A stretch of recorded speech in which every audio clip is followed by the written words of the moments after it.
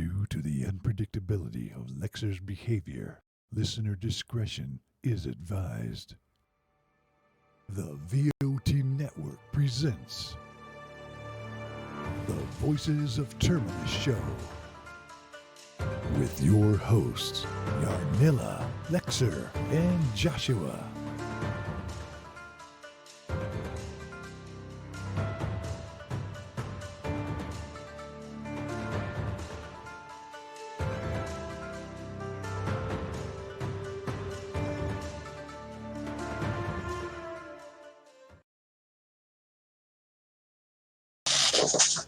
Hello and welcome to the Voice of Terminus show.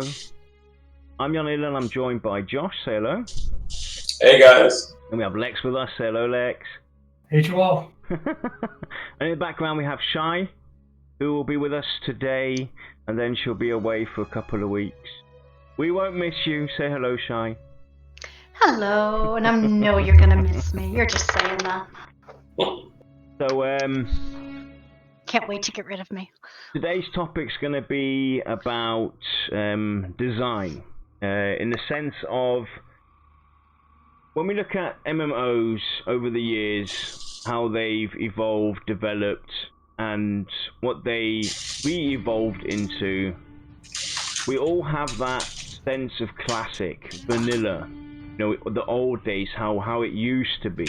Because, there's nothing you can do about it. Evolution is there.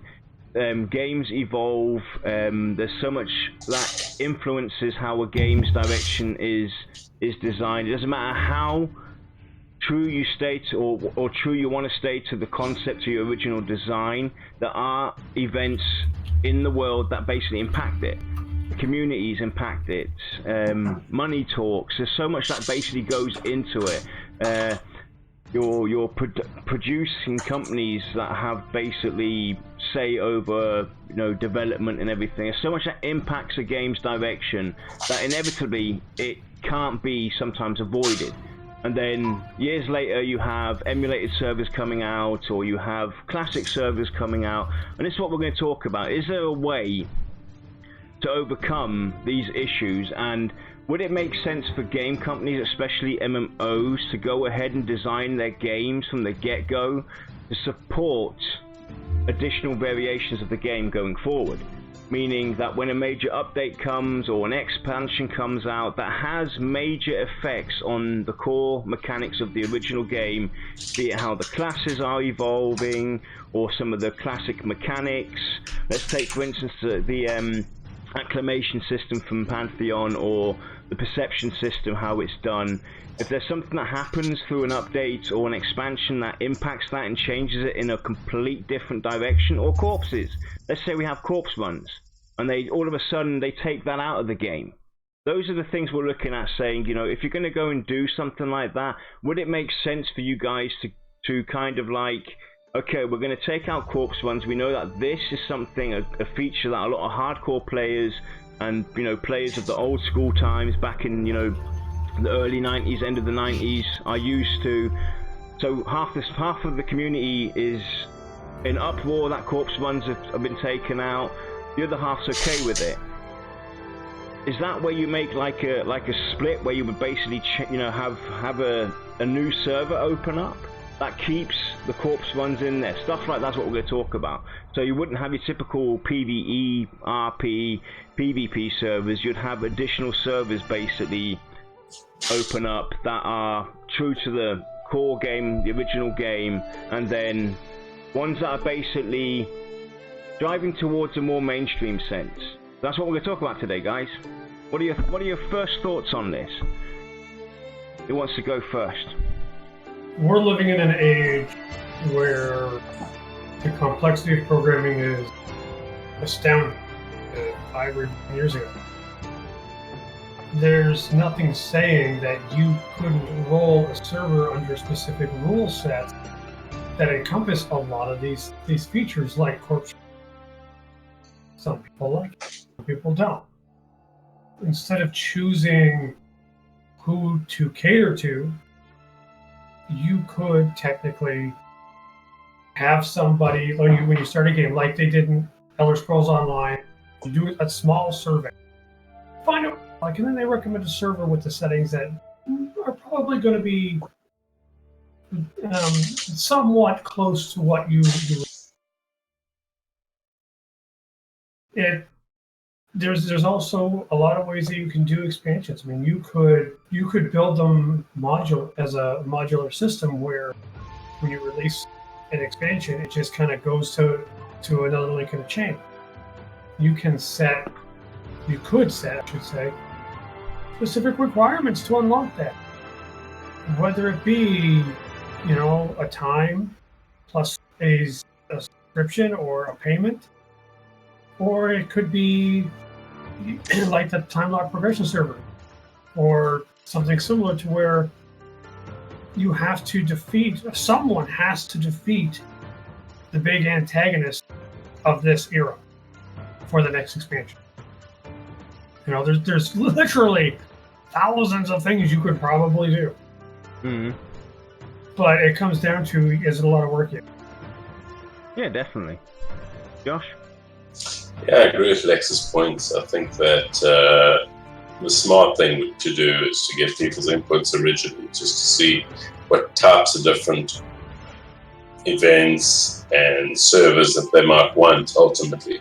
They might stick to the basics of the RP servers, the PvP servers, and then just the normal PvE servers. But going into that, they would need to start thinking about these things from the start so that they can build that flexibility into their systems to create these fun servers for people. Because if it's not fun, why have them? And you don't want to split your user base all over different servers, which might die off in the end. So I think that it has to be done in a smart way from the beginning. I think that they really need to interact with the user base, with fans, to find out what is good, what is fun, and also based on historical content. Yeah, I mean, it's definitely something that would require a lot of resources. You have to have a dedicated team that is only there for gathering all the information when they come to certain timelines where they modify a mechanic or a complete system from a game that's going to have a major changing impact. Like, let's take, for instance, EverQuest 2. In EverQuest 2 originally, you had the stats. You had all those 5 stats that basically impacted your character regardless. And then after a couple of years, a couple of updates, all you had were 2 stats that impacted your character. Now, a lot of people were very upset about that. They were happy with having to deal with int and aggie and strength and stamina and wisdom and everything to impact their character growth and how they modify their character. It gave you flexibility. Not each character, not each class was the same, even though they might have had the same skill tree and the same skills and the same AA setup. Due to the slight modifications of me having more int over whiz or more stamina over strength, the way I played my character, the way my character was different towards the guy next to me or the one after that. And then, those are the things that I think, if you're going to do something like this, those are the core impacting figures you've got to look at. Because somebody spoke to me about this and said, look, you'll have tons of servers then, and where do you draw the line on where you make this split, where you take a mechanic and you design it for multiple variations of the game from the get-go? So that would obviously take a dedicated team, and obviously it would take a lot of resources to do. But if we look at it, World of Warcraft, for instance, after now, 15 years, 14 years, I don't know, they've gone back, or trying to go back to the classic, because of the many years of upcry, the many years of people wanting that so-called vanilla server back, because of certain game updates breaking the game to a point where it just became a disaster for a lot of people. So you could overcome that by thinking ahead when you're designing your game to kind of, stop that from happening to your game. Does it make sense? Like you said, Josh, you brought in a valid point as well. Do you really want to split and divide the servers, or split the community? Inevitable, you're going to split it anyway. You're always going to have people that are unhappy or annoyed with something, but they'll still play the game because of the friends that are there. Because at the end of the day, it's community that basically keeps you in a game. It doesn't matter how bad it is. If you've got a great community, you're going to stick to it to a certain point. You might not spend 7 days a week inside this game, but you still play it. And I think in this day and age, especially with the technology that they have available to themselves and we have available to us, there's merit to kind of look at your games and approach it this way. Look at single player games. They do it from the get-go anyway. They have the different difficulty settings, and that's kind of no different to what we're kind of talking about here. You have your normal game mode, you have your easy game mode, you have your challenge mode, you have your death mode, you name it, your hardcore, your oh my god you're gonna die mode. And we as players can basically choose the path we want to go. If we look at, for instance, Divinity Original Sin 2. They have so many game modes in there. You can take just the story, the main storyline, and go ahead and play the game that way. You can take it with a twist. You can take it with the PvP aspect of your party actually influencing how you're going to get around in that game. So they, single player games kind of already think about this when they're designing their game. So would it make sense for MMOs, for online games, to kind of do the same thing in this day and age? I think personally I would love to see that happen.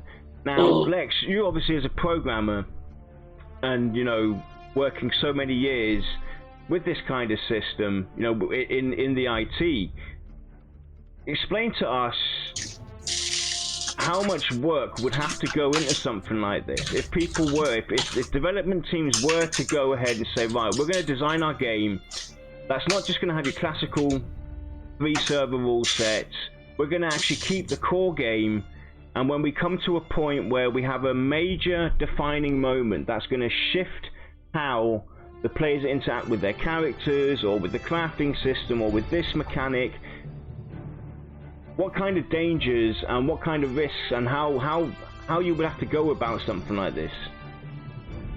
Well, one of the major, I'm just going to scrape the tip of the iceberg. I'm not going to get into super depths because I know there's a lot of other programmers out there. They're probably like, well, you forgot about this and this.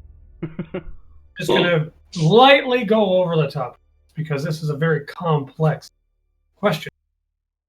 It all comes down to your design from the beginning, because if you don't design it for this kind of system, then you just, well, I'm not going to say you can, but it's going to cost an astounding amount of resources as compared to doing it from the,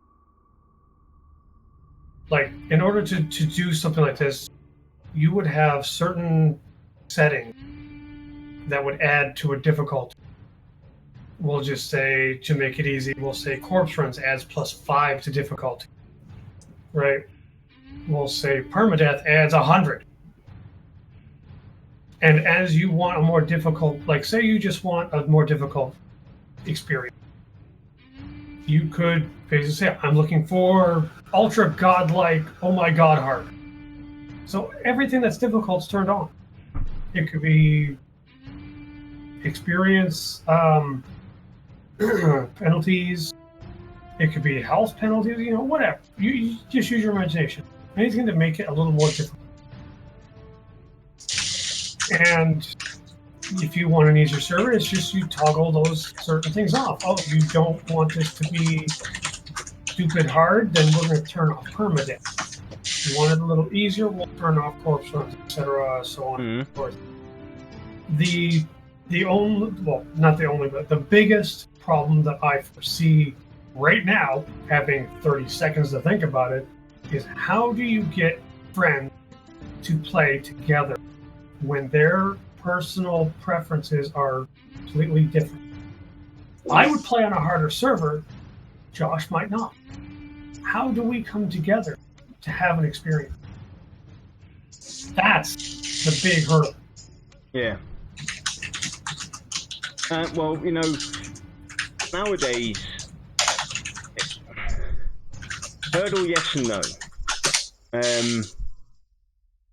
There are I mean, this comes down to, like, you know, how do you get these people still connected? You know, that are on all these different kind of all set servers with, you know, easy mode, hard mode. But, you know, when it comes to a dungeon, you know, you still want to go and have that challenge or whatever, or just want to, you know, just go and meddle with it.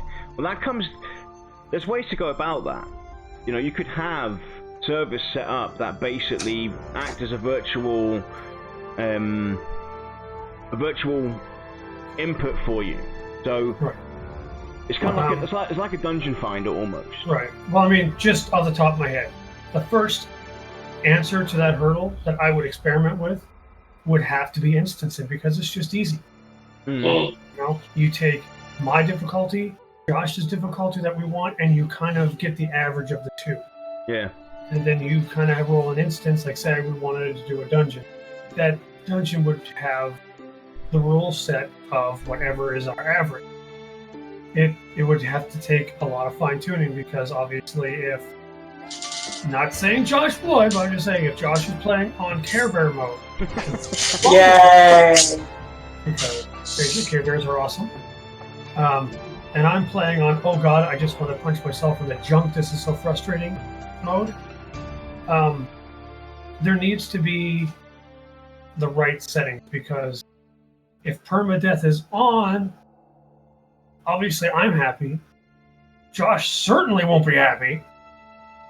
You know, it's not an easy question to really answer, but is it doable? I personally believe that it is doable.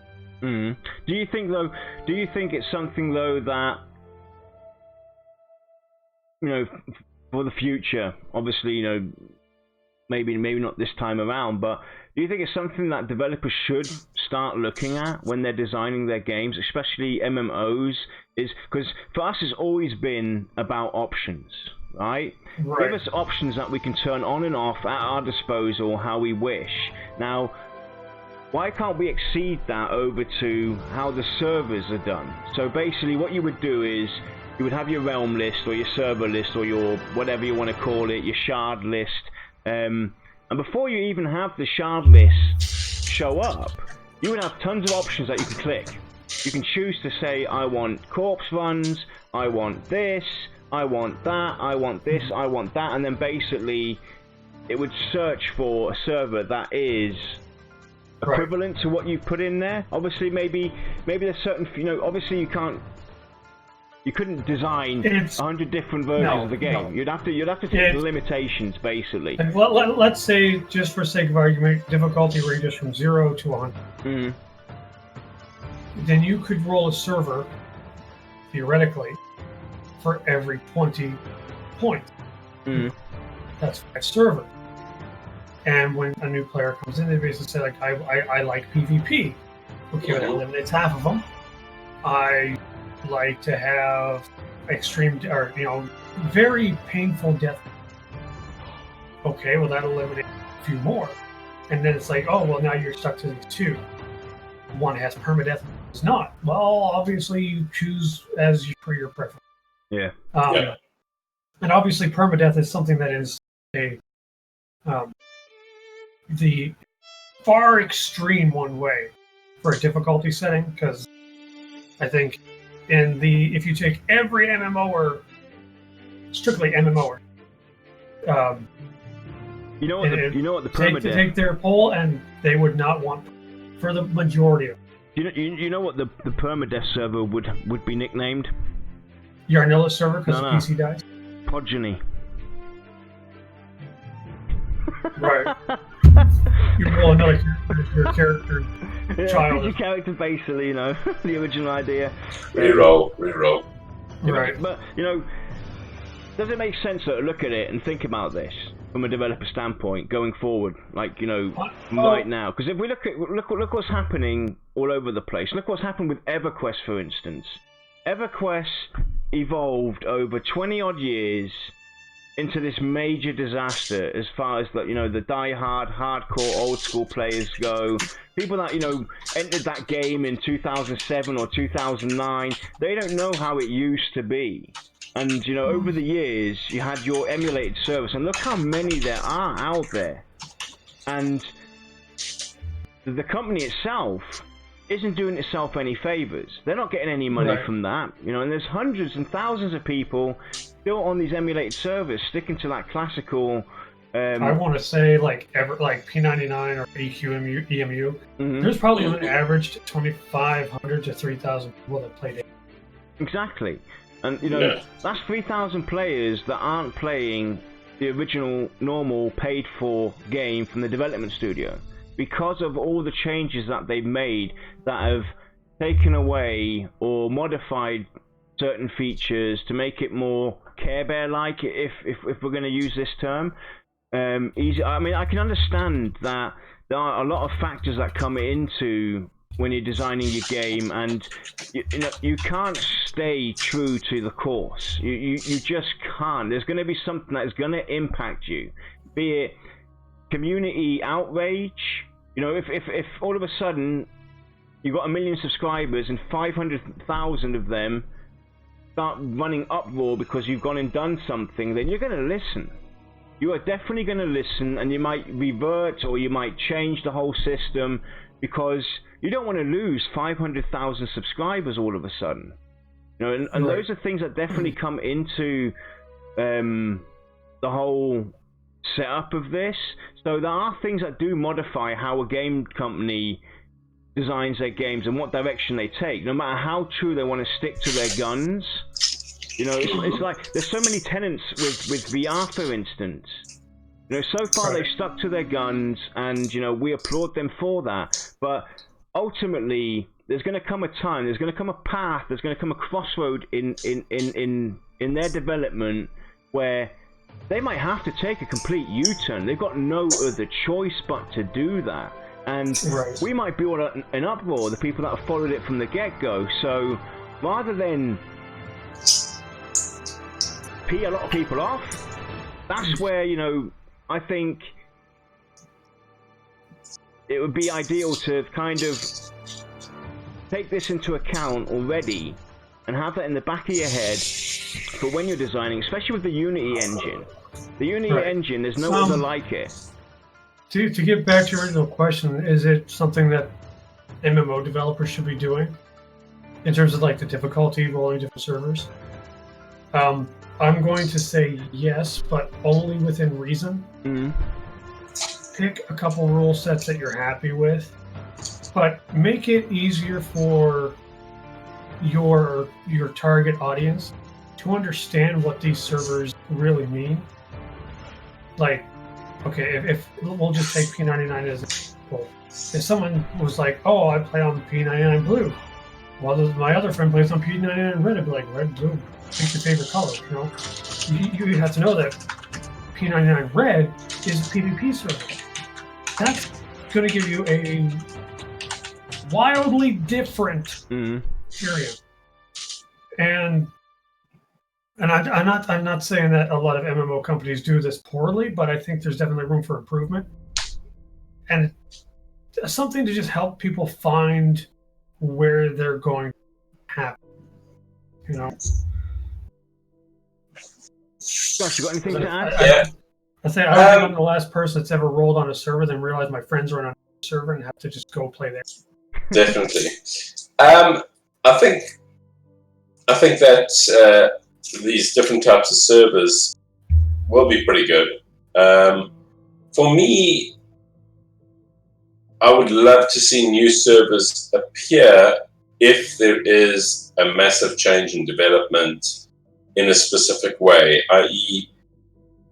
permanent gets removed and there's no more sitting for mana, for instance. Mm-hmm. If there's things that fundamentally change the game and it's too far in development to actually move into a different direction on the main server, then it's great to actually open up a new server with the original and keep that programming going forward with the new expansions type of thing. Yeah. And then people can decide, do they want to move across to this new server, or do they want to stay where they are and just continue it that way? And that way you are making the people happy that want to keep that primitive side of things going, but you're also then keeping your mainstream happy, that are quite happy to have to see it gone, that type of thing. Exactly, because there's nothing to say that, you know, Lex is playing hardcore, Josh is playing hardcore, or the original game, for instance. These two are playing the original game. Now, at some point, they take away, you know, corpse runs or whatever. Now, if Lexa decides to stay there, Josh switches over and, you know, starts anew there without the corpse runs because he likes it for whatever reason. But there's nothing to say, though, that he will not come back to the original server at some point, or Lexa won't go to the mainstream server to see what all the fuss is about. I think, you know, I'm kind of like on the same page with you, Josh. I think, you know, game-defining changes that are going to completely disrupt how the game's been perceived, you know, from start, is where you basically would open up a new server. I also do like the idea of having, what Lexa said, different rule sets from the get-go. But I don't know, Lex. For me personally, I think doing it your way sounds a lot harder to do than rather than saying, right, we're going to take out the corpse runs with this next game update, and they'll be gone. Now, I think it would be a lot harder to have, you know, all these different rule sets. I think it'd be easier to say, right, if we're going to take out corpse runs, we'll program it to have, you know, we'll open up a new server that keeps the corpse runs in there, and we'll have this new game update where we go more mainstream, more towards a more lenient penalty system. I don't know. Am I right to assume that? Is that would that be easier? Do you think with today's technology, the way things can be designed, if we let's take for instance Pantheon, a prime example with Project Faithal. Jopper said basically that that's going to be the reference zone, that all the mechanics that are in the game will be referenced in Project Faithal for us to all, you know, look at and get to see and learn about. And from that standpoint on, they will design the rest of the game because they already have the mechanics put in place. So it sounds to me like with today's technology, the way you know, programs work and servers and all that lot, it sounds like it can be easily done to kind of say, right, we're going to take out corpse runs, but we have people that want to keep corpse runs, so we'll do a server and we'll just keep that on. We'll keep that going. But for this server that we're now going to create, we will turn it off. Am I right to assume that? It would be easy because depending on, like I said, I don't want to get too into the tech because I'm going to, but you could spin up a server and you could just give it a rule set code thing.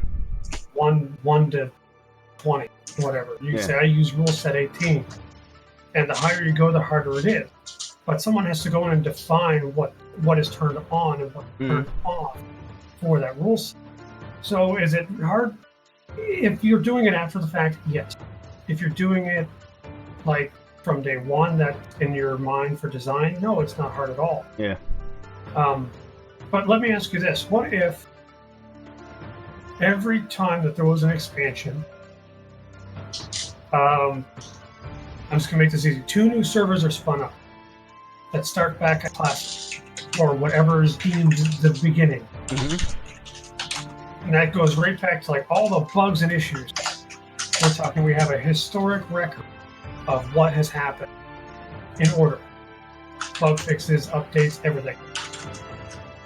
So a new expansion comes in. We'll say this is the first expansion. The servers that are currently up continue forward. 2 new servers are spun up. One's PvE, one's PvP. Just for the argument. That start back off at basically year 0. The people that can go there basically experience the game all over again. And you can go up to the newest expansion, but you're starting over to get that classic feel.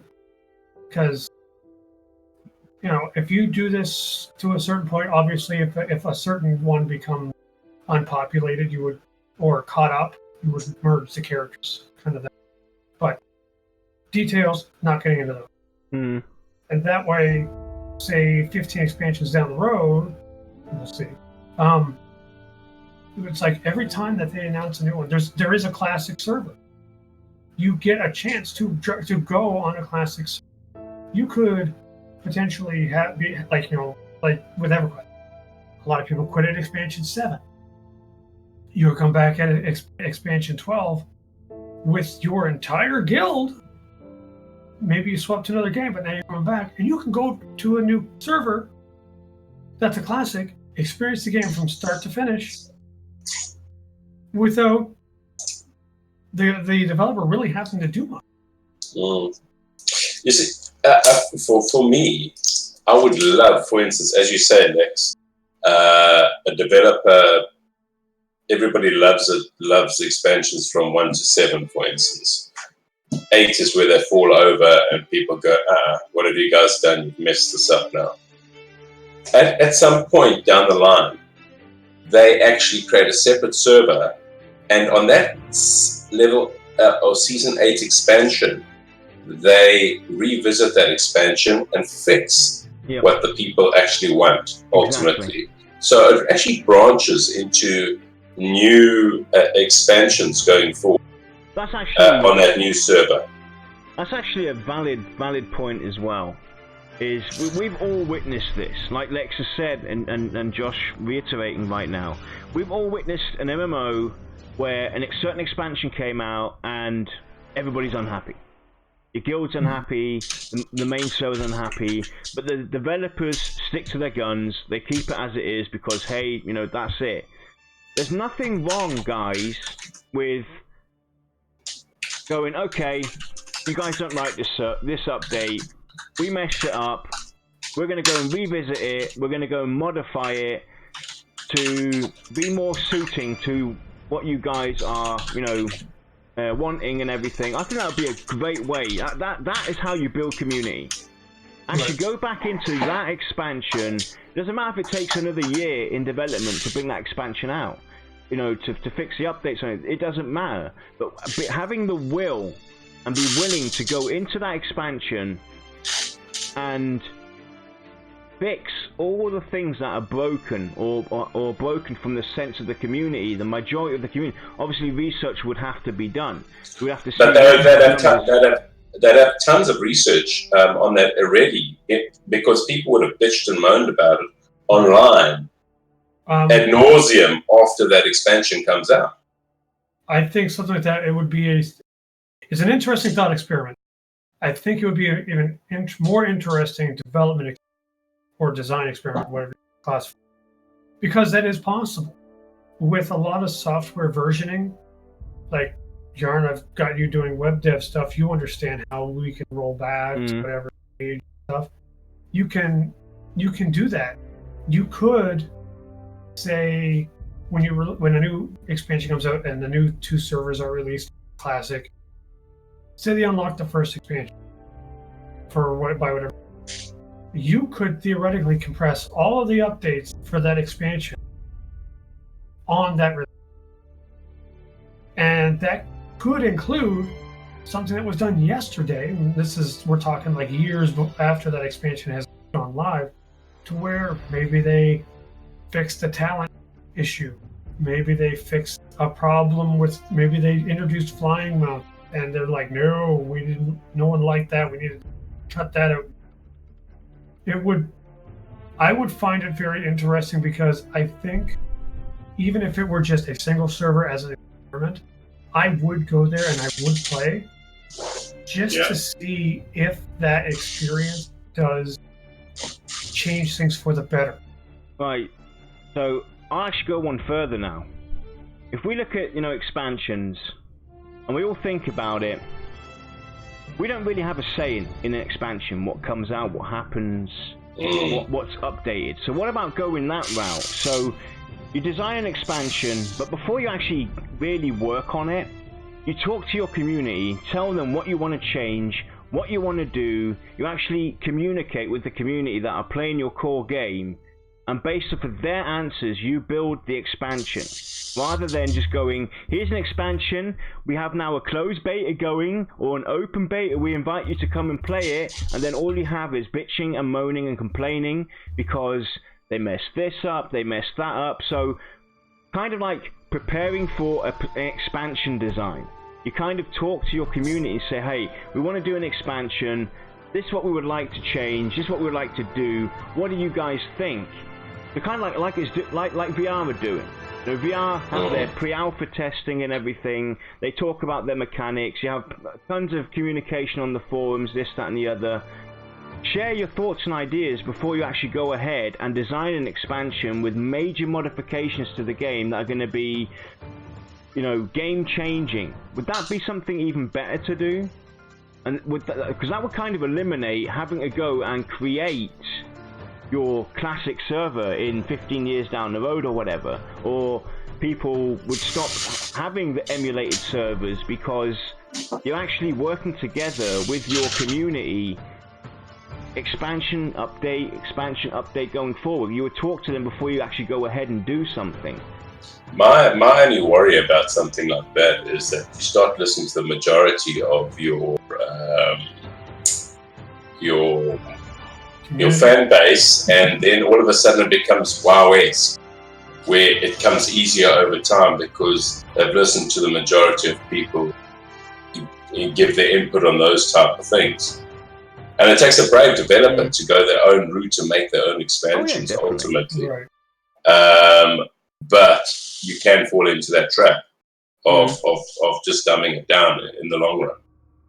Yeah, there are certain pitfalls to including the community, something like that. Not to mention the fact that you would be listening to feedback from people who are not close to the current end of the content because you need time to create the new content. Otherwise, if they're at the end and now you're just getting feedback to start the new expansion, I guarantee you there's going to be multiple mass exodus and migrations back and forth from other games constantly. If you limited the choices ultimately to them and said there's 3 options. What about something like that? When you craft an expansion as a developer, it can go one of 2 ways. It's not as lengthy in terms of content, but there's double the content. Theoretically, some can overlap, so it's not a straight up 2 times. Yeah. But it is a little more work for the developer. But the expansion can change from server to server. I mean, games are doing that now anyway. You know, they have, you know, this. Not every server is the same, right? You know, I'll just take a piece out of the handbook. You know, Camelot Unchained, or you know, if we look at what's the other one? Astral Creation with the node system. Each server is going to have a different experience on how the game's evolved, you know, what lore is unlocked when, what encounters are unlocked when. The same with like Camelot Unchained. They have like 3 factions in there, so, and it's going to be constant faction battles. So on one server you might have these 2 factions aligning together to fight off the other, the one faction, faction Z. On another server you have a different outcome where faction Z is working together with faction X, trying to fight off faction A, and so forth. So it's always different. And I think, you know, those are things that should be a given. You know, especially with having developer events, you know, or GM events in the game happen and everything like that. Those are things that they can do anyway. You know, they could set off a certain dragon on server X, Y, and Z, and server X. Well, we discussed this already. You know, to go too much in detail, but there's three different outcomes that have happened. You know, server X defeated the dragon, server Z didn't, and server B still doing it. So there's things that have changed within that world. You know, on server X, Y, and Z. There's differences, and those are things that we want anyway. We want to have a dynamic world. We want to have stories to tell. You know, I don't want my server to be the same as your server. You know, Right. I don't want my I mean, experiences to be the same. I'm certainly a fan of the dynamic servers because I like to know that it's not just a mirror copy on every server. My only reservation is that there's going to have that whole grass rear side syndrome, where you're going to look at someone else's server and be like, oh, I've got so much fun. You know. Yeah, well, you know, those are things that happen anyway. If you, if you know, people are always going to be envious of each other, especially when it comes to gaming. You know, I take a break for 6 months.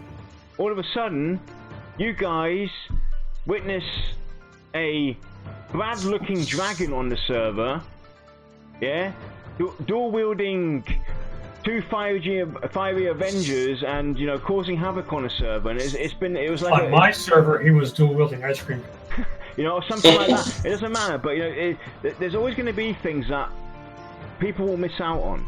Be it expansions, be it helping, like in EverQuest 2, they had the events to the build-up to the expansion being released, where you would create spires or druid rings and this and that to kind of unlock the transportation methods there. You know, not everybody got to experience those things. So at the end of the day, while there might be a lot of envy, you know, get over it. I'm sorry. Hello? You're gonna, in real life, you're envious of things as well. So why not be envious of things that happen in a game? You know, not everything's cookie cutter. You know, things are gonna come and go. You're not gonna be, you know, it's like basing a level, max level. Not everybody's gonna be first. There's only one person who makes it to max level and is seen as the person that made it to max level, as the first person on that server, the first raid kill, the first raid encounter killed by a raid force. There's competition everywhere. There's envy everywhere. So at the end of the day, I don't see that as a major problem. I just say suck up. I'm sorry, just suck up and grow up. That's life. You can't have everything. You know, this isn't cookie cutter. We're playing World of Warcraft in its current state, where everybody's the unsung hero. Off you go. You can go and kill everything. You know, deal with it at the end of the day. Yep, very good. So,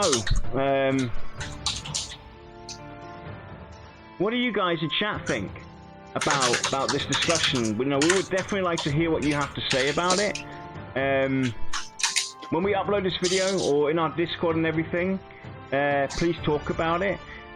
Do you think this would be something that is profitable for game companies to look at on when they're designing their MMO, to actually think about major changes that are going to modify the game further on down the road, and look into creating certain ways to keep the original game alive and going? You know, because basically I think it would be profitable to go this route, because you'll keep your customer base. You won't have people jump ship so much. You'll have people that would basically jump servers. They'd switch servers, and you know, you don't even have to charge people for it. You do them a service. You offer them a choice when an expansion comes out with a major change. You offer them a choice to transfer over to server B or stay on server A and carry on down that route. Obviously later on, if they go down, if they decide to switch back, you can charge them for it. Stuff like that. Do you think this would be something that is beneficial going forward for game developers to look at?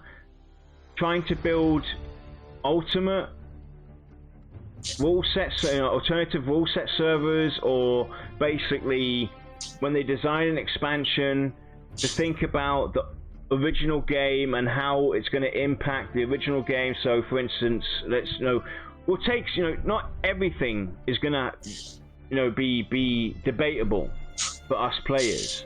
Certain things we're going to have to accept, but it's like major things that we've come to love and learn and like over the years.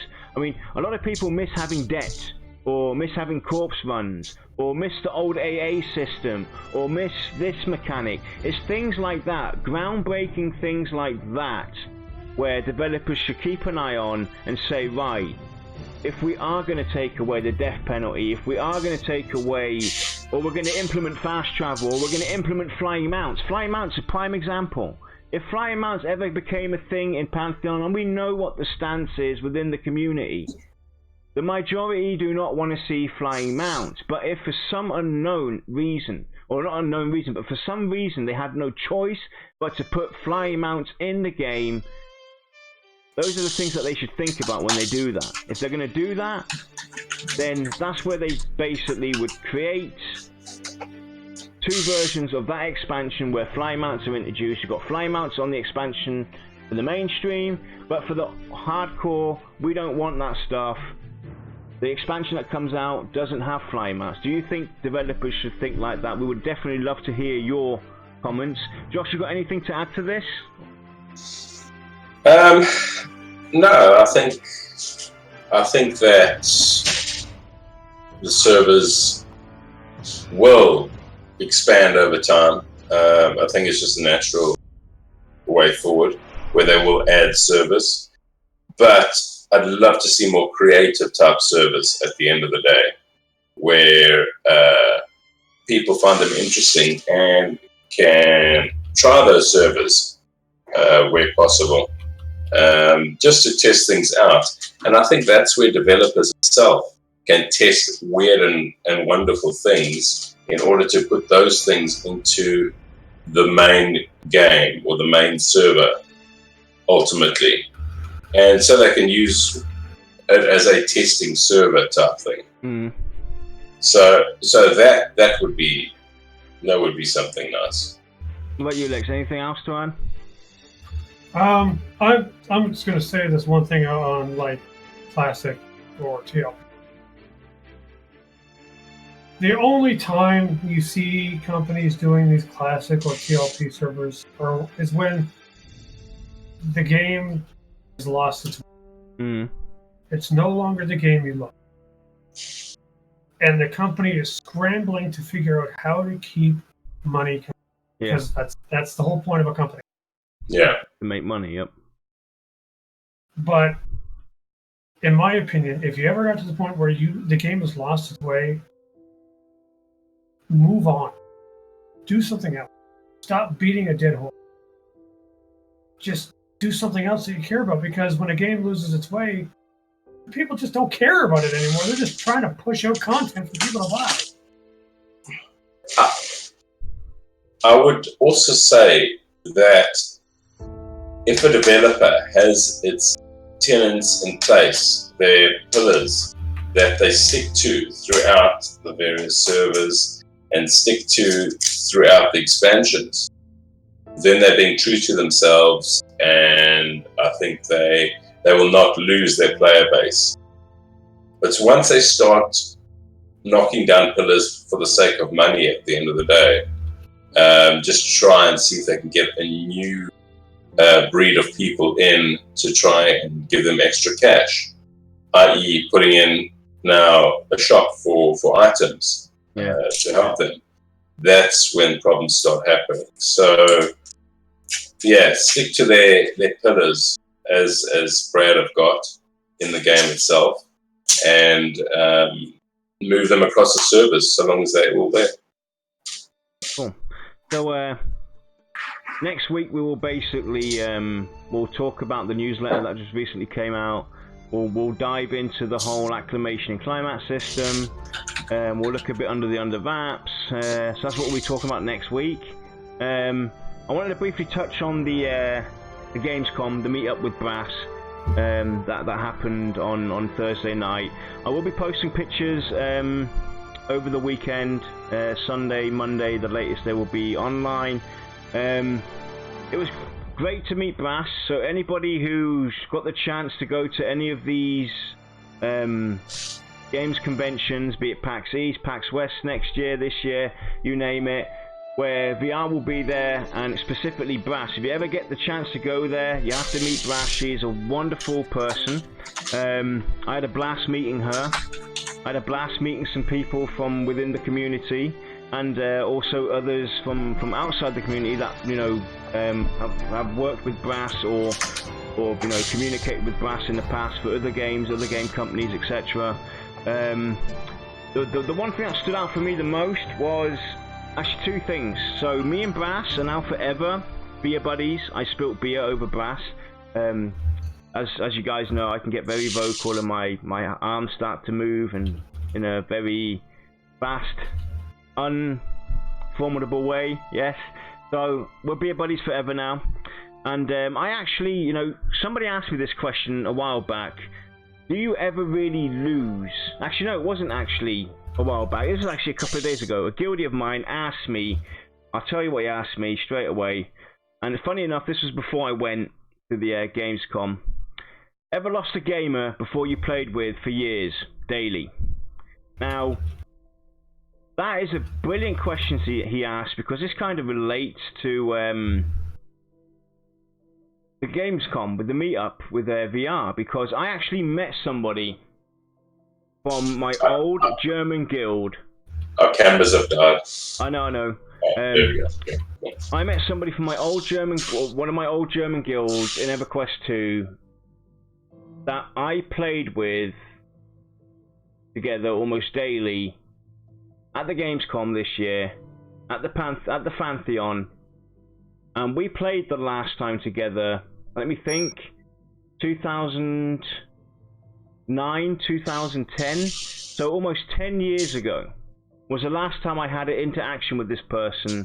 And that person was at the Gamescom. So no, you do not really lose online friends.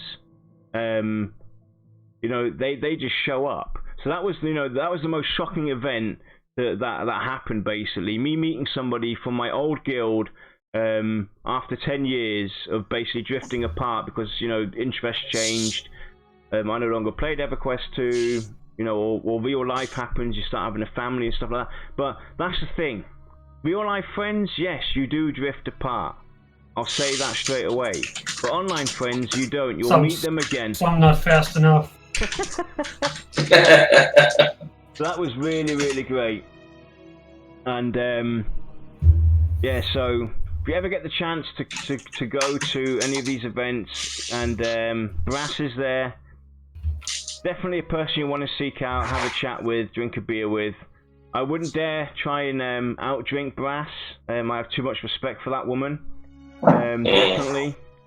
She's a wonderful personality and really good for the business, for the industry. And I'm glad that VR have her on board, helping steer that ship and push them in the right direction with community and everything. Steer that ship, and I heard steal that ship. So anyway, Shai, anything on from chat? Any questions? Any discussion points? No. Good. We don't want to hear it anyway. Nope, the discussion is mostly revolving around letting yarn become water, let the water flow. Wait, And if you cannot be water, be gin. Oh. Yeah, so I'll be sharing some photos, and next week we'll talk about the newsletter. And then it's already September. It's almost Christmas, guys. It's almost the end of the year. Oh. Christmas. So anyway, I think this was a good discussion to have. I think it gave enough for people to think about, because I think it's important that things evolve. Also, the way developers develop their games as well. Sure. There's so much that they have to think about as well going forward, especially in this day and age, 2019. Technology has advanced so much. If we know, and again to iterate, the Unity engine is so powerful. It's not just a graphic game tool. It actually does a whole lot more, and it has great, and great ways to be updated and take the updated version and put it into your game with the cool elements that they've added. So, with tools like this at your disposal, utilize it, developers. Go that extra mile for your communities. Then you don't have to have TLP servers or come out with a so-called classic server years down the road, because you're losing your player base, you're losing money, this, that, and the other. Like Lex said, don't beat a dying horse. But yeah, you can prevent beating a dying horse. You can Keep it alive. You know, you can prevent that from happening if you go that extra mile. So Keep it alive. Beat it while it's alive. Or CPR. and then take him to let him drink. Don't turn it into a poor dog after it was a cash cow. Was all I can say. So with With that, a golden goose. so with that, guys, we hope you enjoyed this discussion. We hope we gave you something to think about. Please let us know when it's on YouTube. Comment what you think as well. Would you like to see this happen, or do you have an alternative way to go about this, or do you think it should stick to how it's done? And we'll see you all next week. Have a great weekend, everyone. Yeah, enjoy, guys. Bye.